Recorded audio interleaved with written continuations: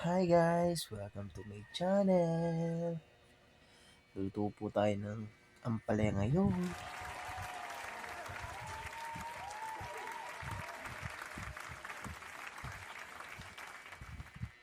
At iyan po ang ating lulutuin for today's video. Share ko lang po sa inyo kung paano ako magluto niyan. Siyempre, nakaready ng itlog po yan. Bawang, sibuyas, kamatis, at gamitan na po asin at ampalaya. Siyempre, ayan na, may mait ng wali, ilagay na ang may bagang bawang na nagpapabango sa ating kusina.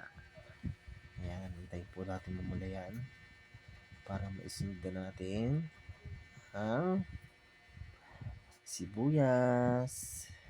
Siyempre, gisa-gisa natin at sunod naman natin ang kamatis po. Ayan. Pagtapos po ng kamatis, siyempre, gisa-gisa muna natin. Shake. At sunod natin ang ampalaya. Ampalaya ang shake. Ganyan na yan. At syempre po, gisa-gisa natin bago ilagay pala ang luto ng itlog. Ganyan po siya bago ko ilagay. At syempre, pag nalagay ko na po, nahalo ko na, lalagyan ko naman ng konting tubig para mas madali siyang maluto. Papamasal po kasi pag medyo pakulo-kuloy nyo para mas malambot po ang palaya natin. At mas delicious siyang tignan tulad niyan. Kita nyo naman po, nausok pa. Fresh na fresh. Galing pa sa taniman yan. At pag luto na, ayan na siya.